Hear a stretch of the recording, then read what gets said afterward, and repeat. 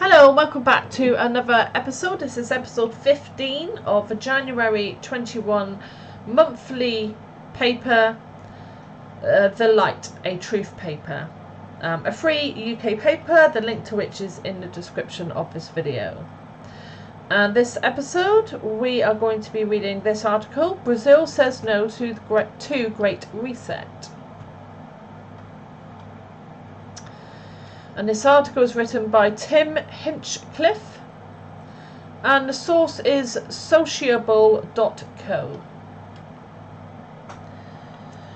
On December the 3rd, Brazil's Minister of Foreign Affairs, Ernesto Araújo, A-R-A-U-J-O, rebuked the World Economic Forum's, acronym WEF's, technocratic Great Reset of society and the global economy in a recorded speech before the special session of the United Nations.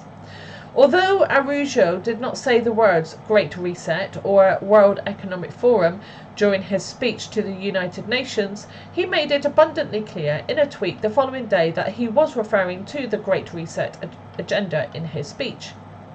The Great Reset is the brainchild of World Economic Forum founder Klaus Schwab, who has been planning the technocratic agenda to reset all of society and the global economy for many years. In italics, a quote says, "Totalitarian social control is not the remedy for any crisis," end quote, by Ernesto Araújo. Brazil is now pushing back against the Great Reset. A quote from Araújo: "Brazil is a founding member of the United Nations and hence is committed to its basic principles: peace and security, cooperation among nations, respect for human rights and fundamental freedoms," end quote, Araújo told the United Nations. He went on to say, "COVID-19 must not be taken as a pretext to advance agendas that extrapolate from the constitutional structure of the United Nations system," he added.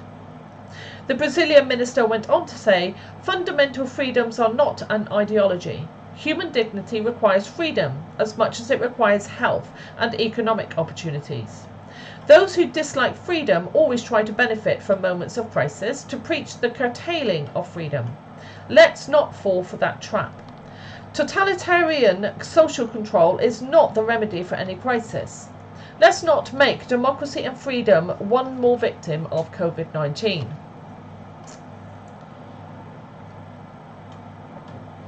Araújo is a fierce opponent of globalist ideologies.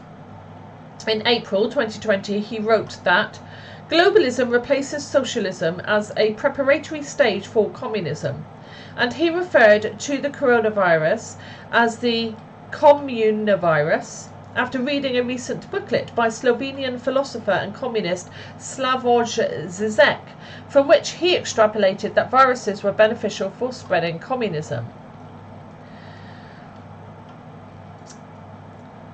I won't repeat another quote we've already talked about here earlier.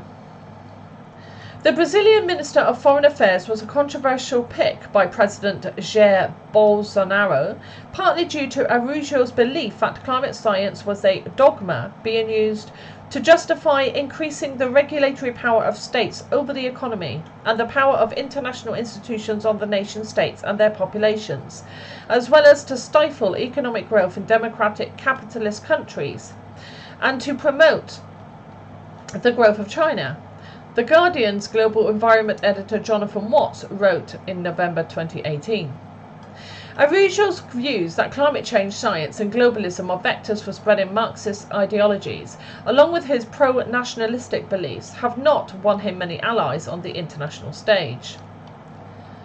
As a cabinet member of the Bolsonaro administration, he has received his fair share of criticism from the media, and his Wikipedia page currently says that he subscribes to conspiracy theories. According to Watts, Bolsonaro chose a foreign minister who believes climate change is part of a plot by cultural Marxists to stifle Western economies and promote the growth of China. However unpopular among globalists, climate change activists and the media, unusual may be, when he said no to the Great Reset, in his words, he was rejecting the exploitation of the coronavirus crisis to further an agenda set by those who preach the curtailing of freedom. In his speech to the United Nations, Araujo called for coordination and collaboration during the crisis at the international level, while letting countries handle policies in their own way at the national level. The pandemic represents a rare but narrow window of opportunity to reflect, reimagine and reset our world to create a healthier, more equitable and more prosperous future. That's a quote from Klaus Schwab of the World Economic Forum. The Great Reset agenda calls for a complete restructuring of society under a new form of stakeholder capitalism, where ownership is obsolete and privacy is non-existent, thanks to invasive technologies coming out of the Fourth Industrial Revolution that will lead us to, in Schwab's words, a fusion of our physical, our digital and our biological identities. No one can be truly free if they are under constant surveillance and their behaviour is tracked and monitored through digital devices via the Internet of Bodies that keep a record of their every social interaction, their every purchase, their carbon footprint, their credit scores and all of their health information, not to mention every key they smash, every link they click and every website they visit. Technology is a double-edged sword. Human dignity requires freedoms as much as it requires health and economic opportunities. A repeated quote there of Ernesto Araujo. All the technologies of the so-called Fourth Industrial Revolution, such as blockchain, AI, computer vision and the IoT, Internet of Things ecosystem, can be used to help uplift people out of poverty, feed the world and safeguard personal freedoms and privacy, giving power back to the people. But these technologies can also be enlisted to do the exact opposite of good and enforce totalitarian control under a social credit system like the one the Chinese Communist Party uses. Part of China's Orwellian surveillance state strategy is to link the digital identities of its netizens to a social credit system. They even have a contact tracing app for deadbeat debtors that alerts citizens with a warning whenever they come within 500 meters of someone who is in debt. Fear of public shaming, I just want to say, I'm just imagining that in the UK. I could just imagine how many pings and notifications you'd be getting just walking through the city centre.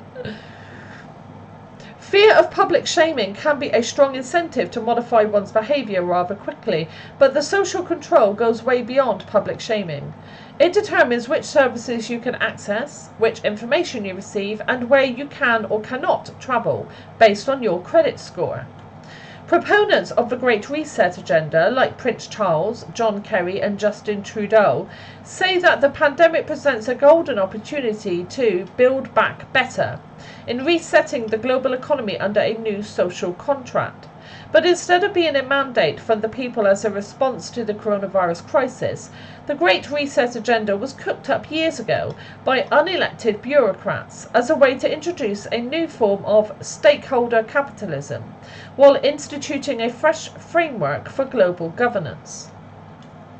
The World Economic Forum envisions a future where we the people own nothing, and we all live in a citizen-centred welfare state, while governments and stakeholders own and control the means of production.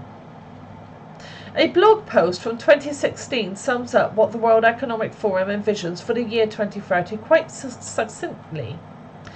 Once in a while, I get annoyed about the fact that I have no real privacy.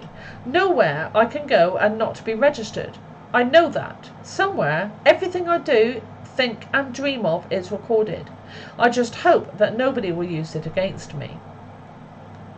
There isn't much talk of freedom in the World Economic Forum's Great Reset discussions. Instead, they offer a utopia of more equity, inclusivity and prosperity by sacrificing personal ownership, privacy and liberty, the very foundations of constitutional republics.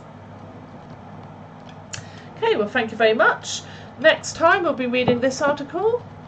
Christians gather to sing Christmas carols in defiance of California lockdown orders. Okay, until then, take care of yourself, and I will see you soon. Bye-bye.